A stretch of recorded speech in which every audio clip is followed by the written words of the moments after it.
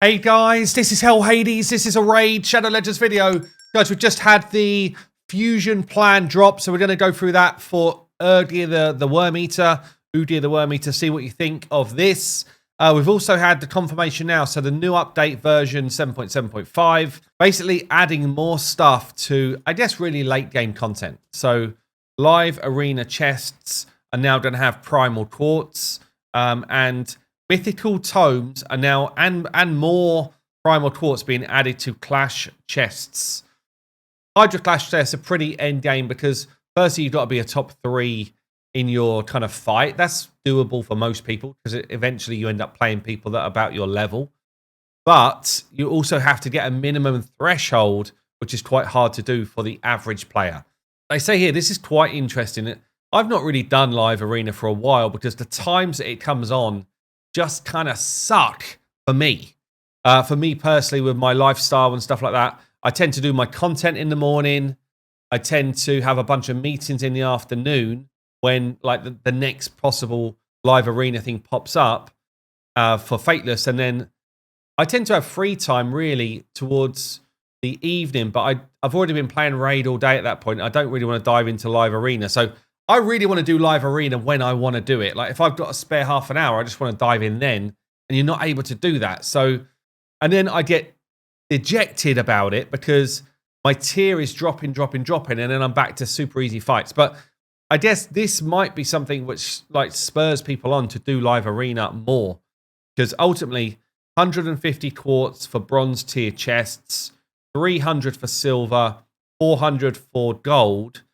Basically is the equivalent of 4 primal shards a month for gold, but 3 for silver, which most people should be able to get into.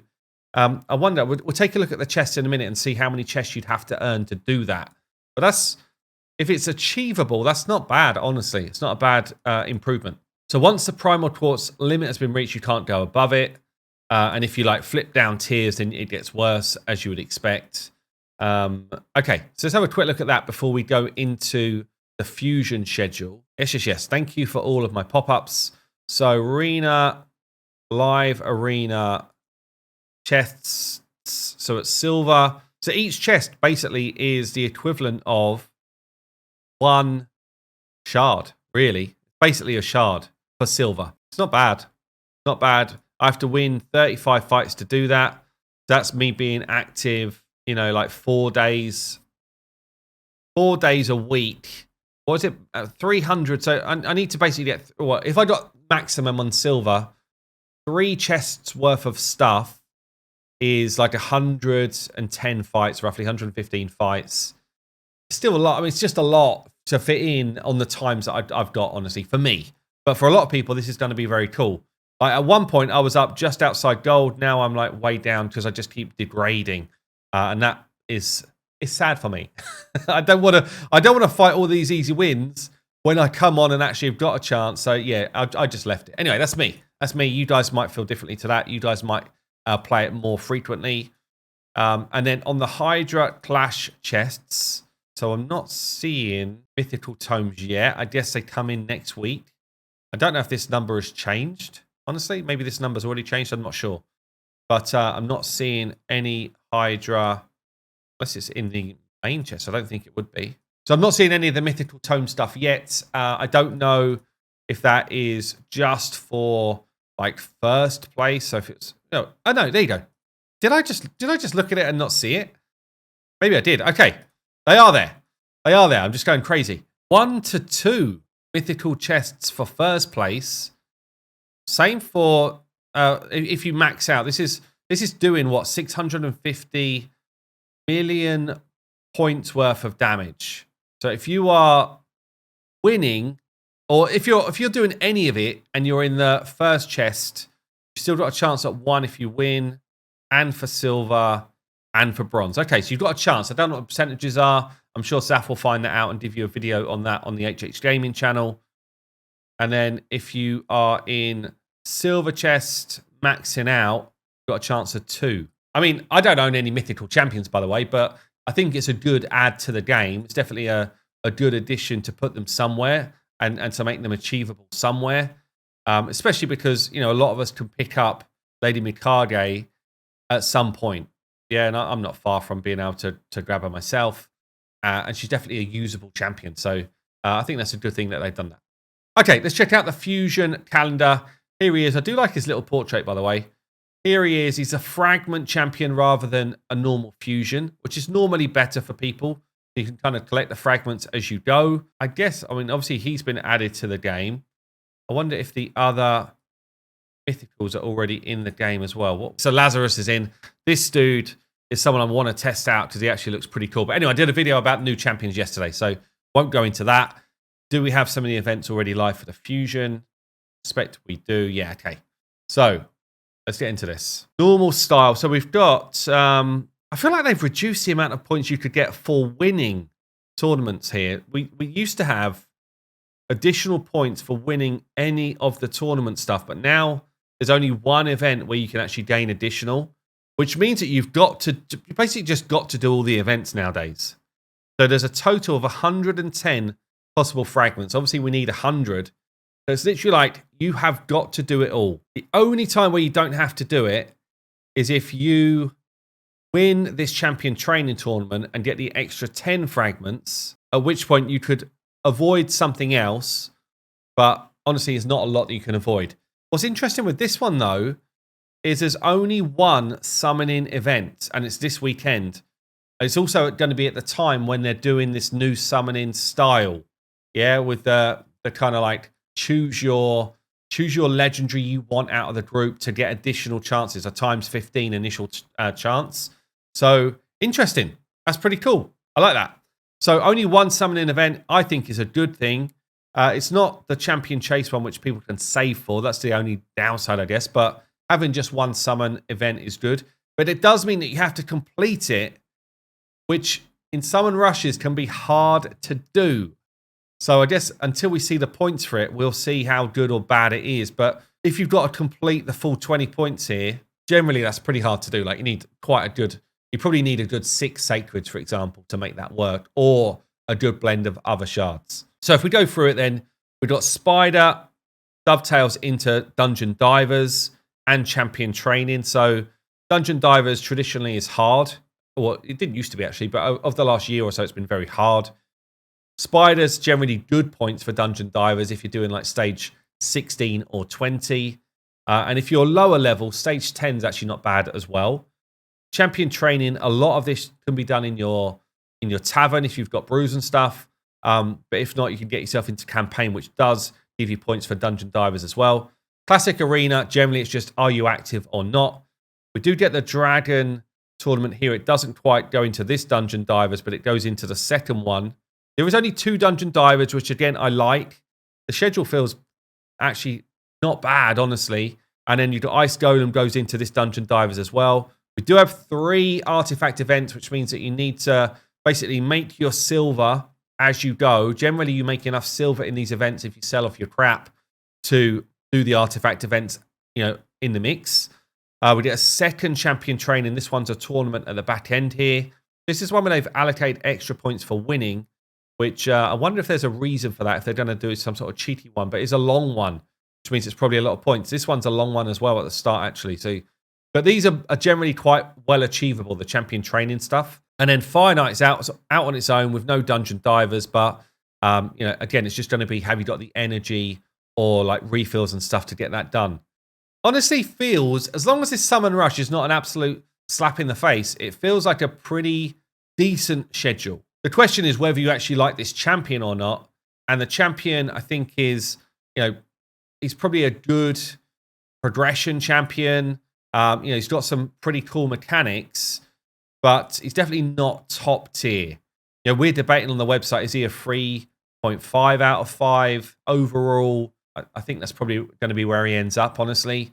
He's a decent arena champion. He's got some cool anti-Pythian specifically mechanics because of this A2, which can just proc when a revive happens. It doesn't proc when revives happen that are passive. So, if like Marishka revives, it's not going to work for that. Will work for Duchess, will work for Sifi, will work for Pythian. And at the same time, you're stripping off buffs and putting Weaken out there, which is quite cool. Doesn't work, in like Hydra situations and stuff like that, which is, I guess, the downside.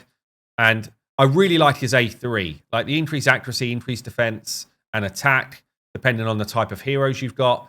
This is what I mean about a good progression champion.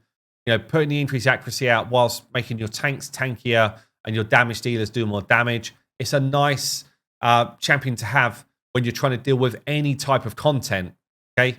But he really could do with, honestly, could do with some sort of turn meter boost or speed boost. Maybe here he could do with perhaps a different debuff that goes here. Like, this would be great if this was just replacing it with block buffs after he's removed buffs. I think that would be better. Yeah, I just feel like at the moment, he's okay, but he's not crazy good. His stats are good. As I say, good progression champion. Accuracy in arena. Could have done with being accuracy in all battles, honestly, if you want to make him better for the average player. Because hard focusing someone to arena for a fusion, I mean, it's good if it's really someone who gets into the meta, but this guy's not getting into any meta, which just means that he's going to be a decent champion to own rather than a great one, in my opinion. Let's have a quick look at some of the events that are going down right now. So we've got Spider Tournament is active. Yeah, around the normal sort of point scoring, so 2250. That's about where it normally is nowadays. And the extra rewards and stuff are as we would expect. Classic Arena coming tomorrow. At the same time, you get these kind of like events that are running now, like Tag Team Arena. You can actually get yourself a chunk of energy. See, I've saved mine from the last couple of days.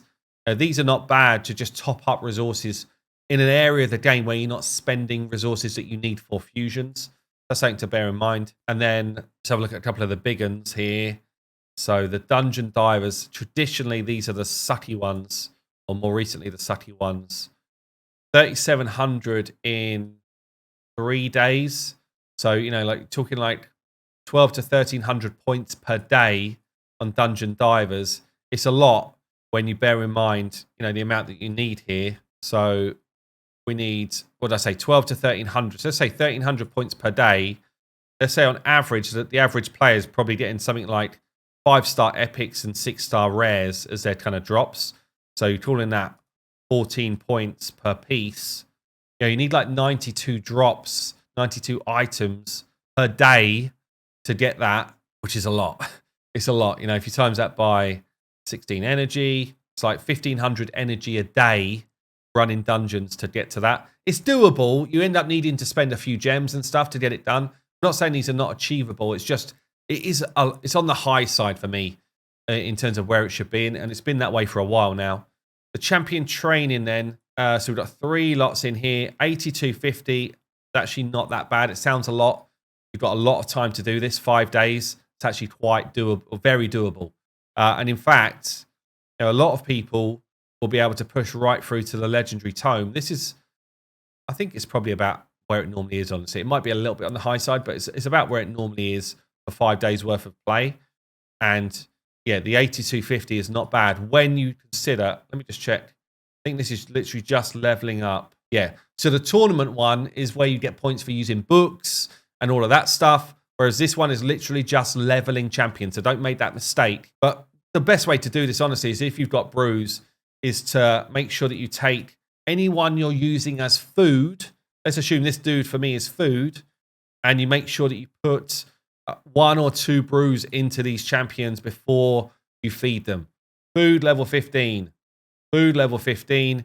You will get like 4 times the points for doing your leveling, doing it this way, just consuming some of your brews. Some people are like, I don't want to do it, you're wasting resources. Maybe you are, but you will do this event tons easier if you do it this way versus if you just try and like feed a load of level 1 stuff, okay? And then when you get to upgrading, let's just take someone up to 30 quick. And then when you get to the actual champion that you want to upgrade, let's say Lamella was the champion for me, and then you feed in, see, I've got tons of chickens and stuff, so my count's different, but you feed in those level 15s into your champion you actually want. And again, this still might be a food champion. So if this was a food champion, I'd be like, right, it's a 4-star, so I'm actually going to throw 4 brews into this one. Yeah, take my food up to level 21. I'm getting a ton of points for doing all of that. If we go back into the champion training, you saw the minuscule stuff I've just done is like 280 points just for putting a few brews into food. Yeah, and before you know it, you can actually chalk up your 8k points really quick. It's the same concept, honestly. If you don't have brews and you're doing it in campaign, it's the same concept in campaign. Obviously, get yourself to wherever you farm, 12-3 brutal or 12-6 hard, depends on what you're doing. But again, you put your food champions in, not just the champions you want to max, food champions in, give them a few levels when you're doing your campaign runs. And this is how you'll get a lot of points rather than just leveling the dudes that you actually want to take to max level. So look, I think providing the summon rush is not absolutely sucking, the event is not bad. The champion is kind of okay to average. Late game players probably won't be that fussed about this guy, but early mid game players I think will get some value out of him. But yeah, let me know what you think down below. I've been Hell Hades. I'll see you soon.